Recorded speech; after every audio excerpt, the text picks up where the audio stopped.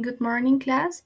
Here is Giancarlo and Gabriela, and finally, we are going to present you the last one theory of our course, which is queer theory. In order to understand queer theory, we are going to divide this video into two big parts. So, in the first one, we are going to show you the main concepts and ideas, which are, for example, the accepticism of all categories that describe gender and sexuality, a commitment to social constructivism, science as an oppressive exercise of power rather than a knowledge producer, and an intense focus on language. In the second part, we are going to show you the influence of some theorists and the arguments that support queer theory. And at the end, we want to show you that there is a relationship between all the ideology and the ideas in queer theory and the postmodernism principles.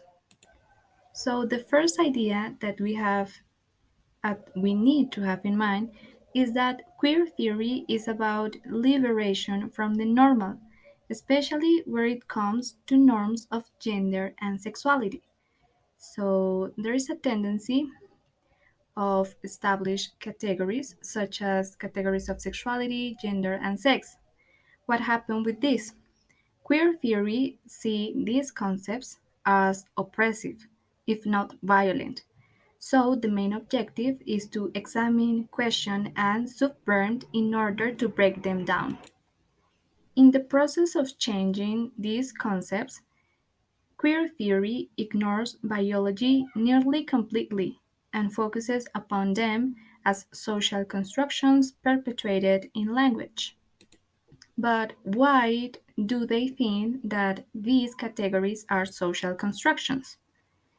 The main argument in this part is that we have changed the way we see sexuality quite profoundly through the history.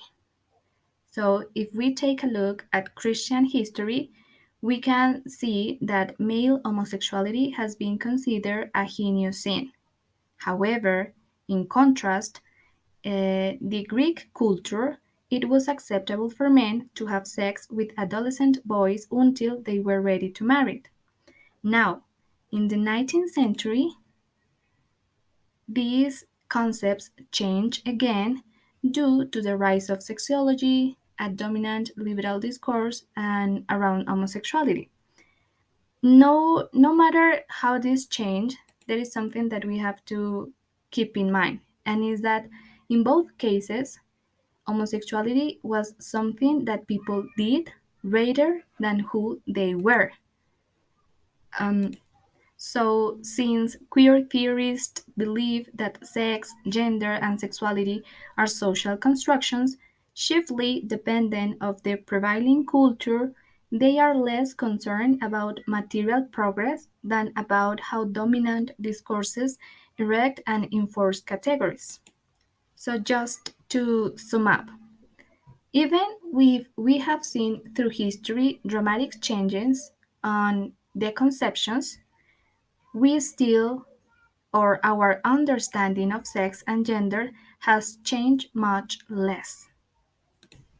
Now let's see another important idea, which is that science is saw and understood as an oppressive exercise of power rather than a knowledge producer.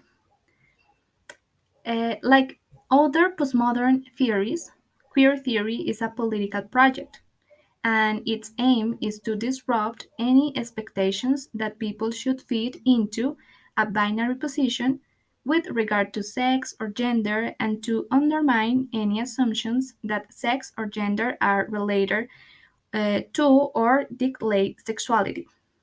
So, in general, queer theory's political agenda is to challenge what is called normativity.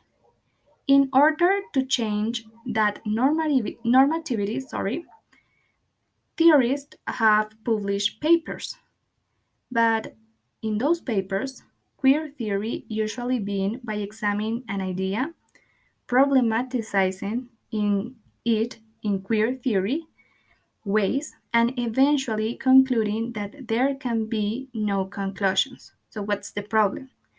They argument in favor to their, their theory, they are publishing papers, but at the end, as those papers do not have conclusions and do not have facts, it is not possible understand and find a reasonable way to see queer theory.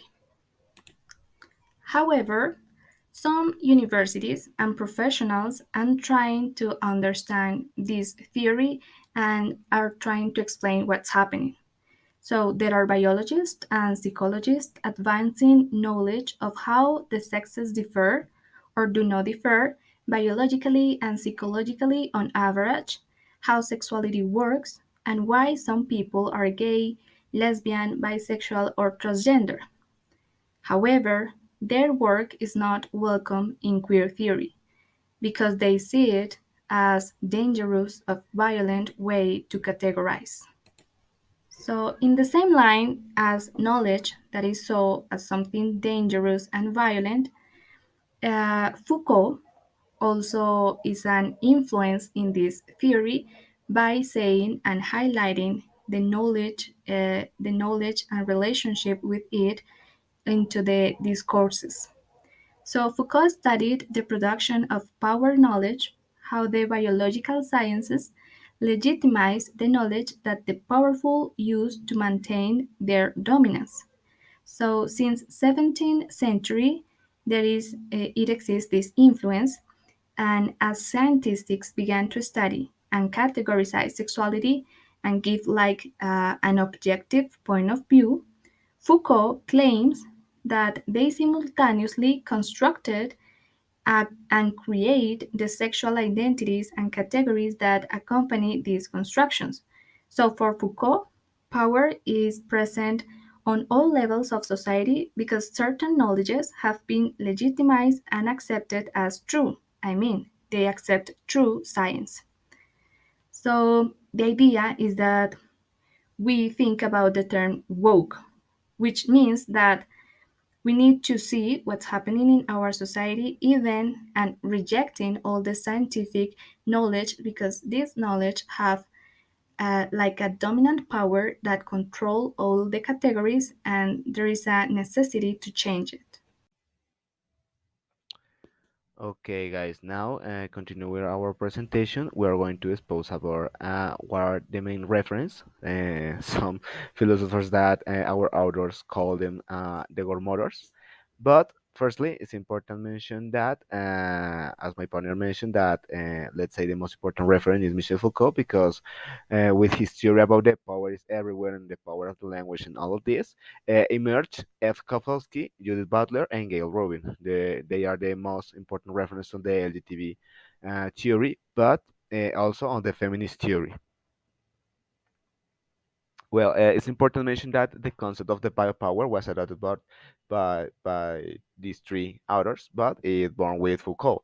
What is the biopower? It say that the let's say the West culture and the powerful hierarchies, political and economical, try to use the power until the biological terms, like the psychologically and the biologically, to control them. Some they say that even if for example, the theory that the sex always was gender, or for example, you can choose whatever the gender that you want, even if it's not necessarily true, it's necessary to the political tools to change the oppressive structure that have been imposed through the history. It was that for them, the science and the objectivity was a kind of oppressive discipline. So, with these terms about when they try to reject these two terms, the objectivity and the biology, the authors do a kind of analogy with the religion, because it's something that is more dogmatic, and try to use that to reject everything that is, let's say, imposed by the science.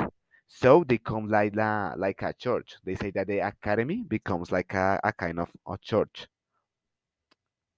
So with this, we have, for example, the most important reference, who is Judith Butler. She talked about the intersectionality that it was a them that they say that all these kind of oppressive ways that is divided in the class, in the social class, in the race, and the sex or gender, all these have a kind of a connection, like a power, like a link, and all these are interconnected between them through the discourse. That is when we talk about the power of the language that Foucault mentioned before, and that's the way that they use, for example, the socioeconomic status.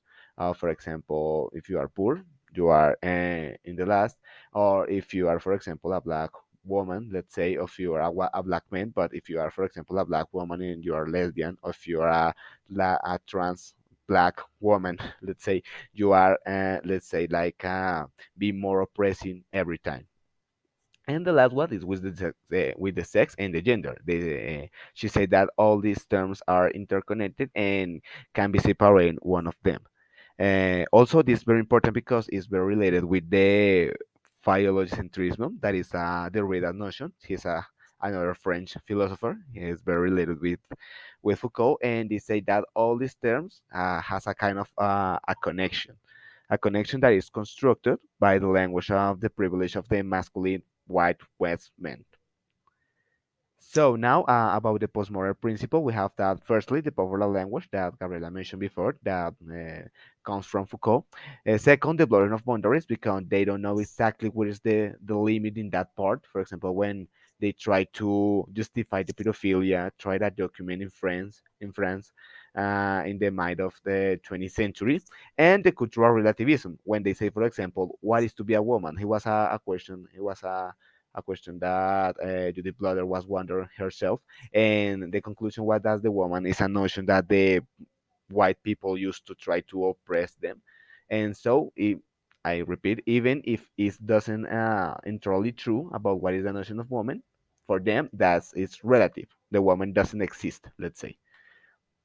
Now, talking about how those theories translate at the political and at the reality, it was a term that was adopted queering. That is the way that the queer theory, let's say, is being in action. So it's the political activism and the purest form of applied postmodernism, according to the author of this chapter, because to them, that's the way, that's the purest way in that they try to mix all these postmodern principles and political principles to try to change the reality through the language.